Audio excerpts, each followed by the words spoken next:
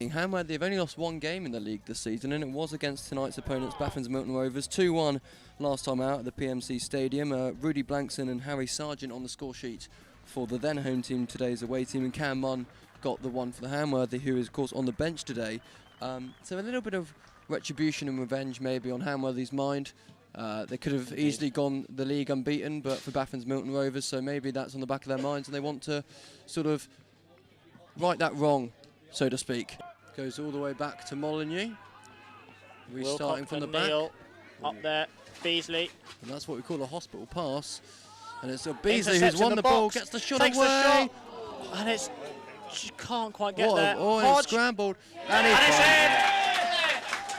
Eddie Hodge. There we go. Puts it in after, I don't know how we can commentate and describe what's just happened, but Beasley had the shot. It was an unconventional save in the end from Shizmaniak. The ball does come back to Hodge, who just finds it into the bottom corner. And Baffin's Milton Rovers was frustrated because that is the first real chance Hamworthy have had in this game. There is a player just on the outside, but ball comes in. Ball in. It's a scramble, and it's just went away. Referee whistle in his mouth. It can blow for a number of things here. But Cohen, who's probably scored the goal of the game, finds that screamer. The winger. Cross in. Patterson just got a boot the bar in the end. And there is the full-time whistle. Full-time whistle then from the referee. And it is Hamworthy 3, Baffin's Milton Rovers 2 in the end. Wilcock picks it up, skips around a few players, trying to get it in. It falls to Hodge, and Hodge fires it into the cup. And it is 1-0 to Hamworthy. A brilliant one from Wilcock. Just finds Eddie Hodge on the corner of the box, fires it past Ed Hatt, and Hamworthy take the lead approximately 12 minutes into this contest. A lovely, lovely goal from Hamworthy.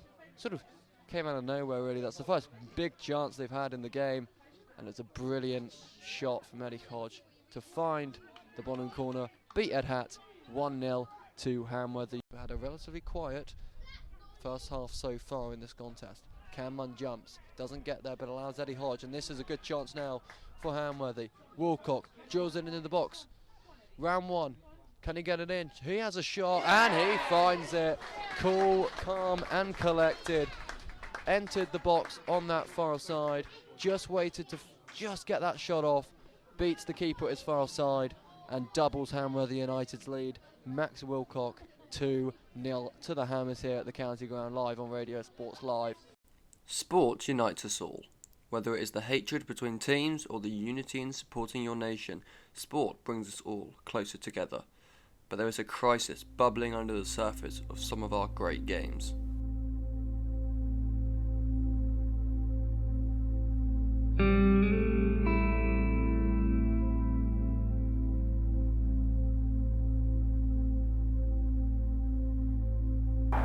On this journey, I dive into the taboo subject of concussion in sport and look at how it not only affects lives but also changes and ends careers.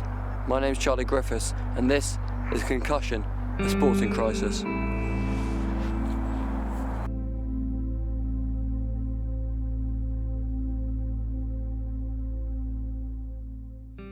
Firstly, to really understand what concussion is and how it affects sport, I travelled to London to speak with Theo Farley, a physiotherapist and concussion expert at the Institute of Sport, Exercise and Health, as he explained the science behind the serious injury we call concussion. Concussion is a collection of pathology within the brain that primarily affects your autonomic nervous system, i.e. your ability to regulate your automatic functions such as heart rate, breathing rates, blood pressure, etc.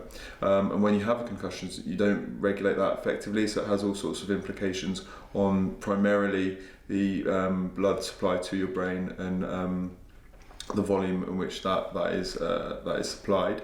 There's also issues around some very small structural changes that are essentially reversible, as well as a heightened metabolism that exists within the brain, leading to extreme sensations of fatigue and confusion and those kind of symptoms. So what actually happens to the brain when it comes into physical contact?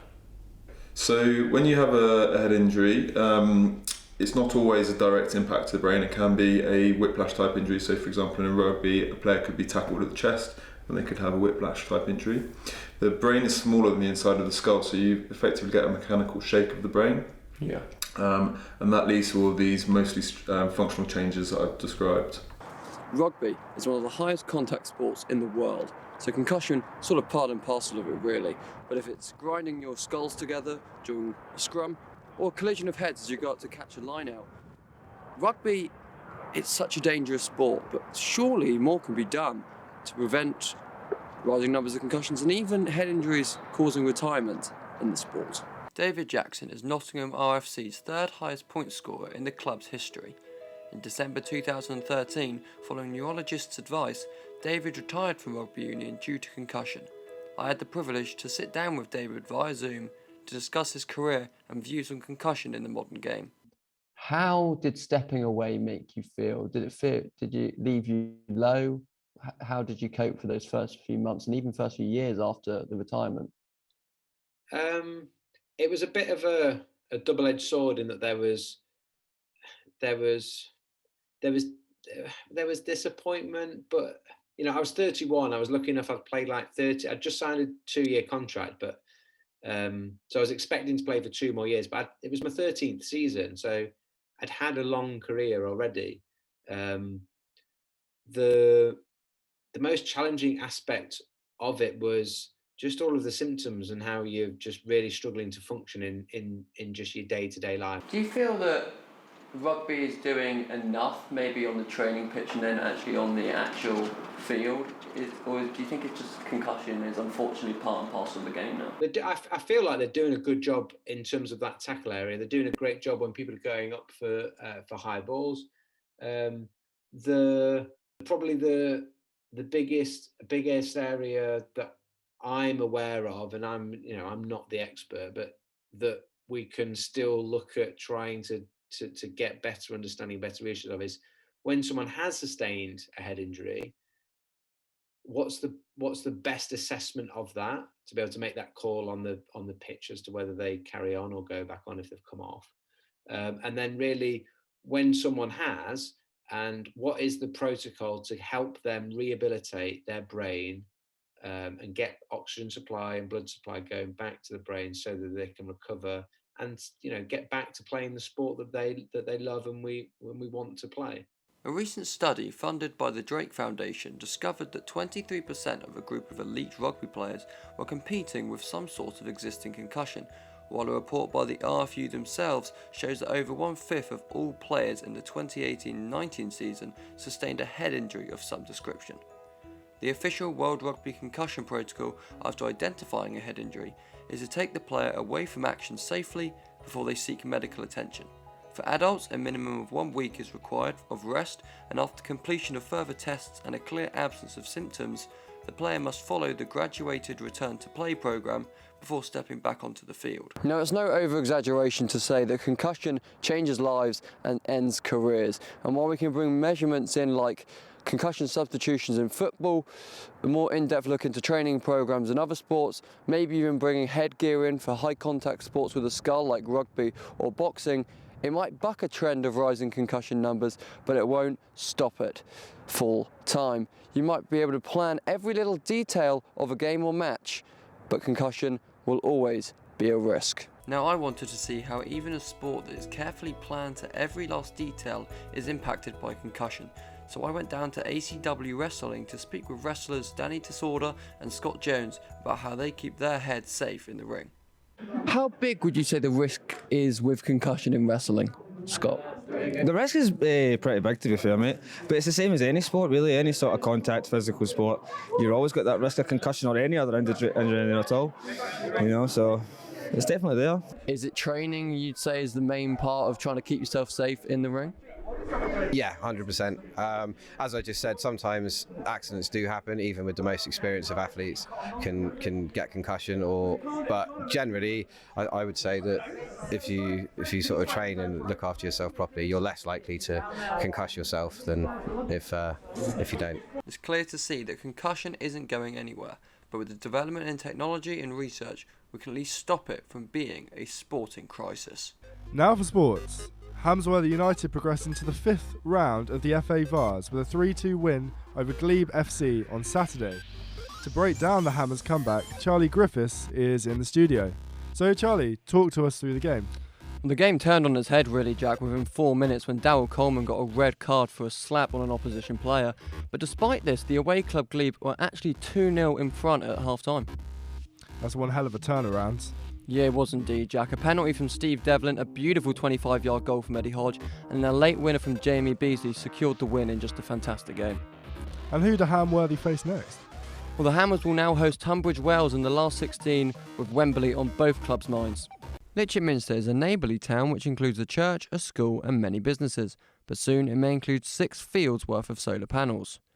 Green Nation states that they plan on making a significant contribution towards the push for net zero with this site. So one local resident that lives there has suggested that the lands near her house are not suitable for solar panels due to flooding that they're prone to in this area throughout the year. Now this is just one of the 6 fields that are proposed for the solar panels. I think in essence they're a good thing because anything's good for alternative energy.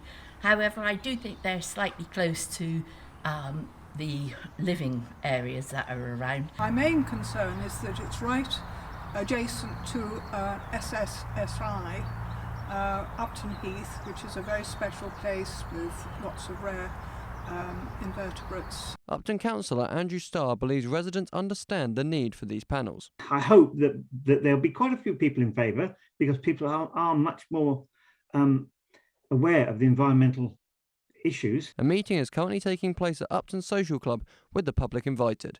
Charlie Griffiths, Buzz News, Litchfield Minster.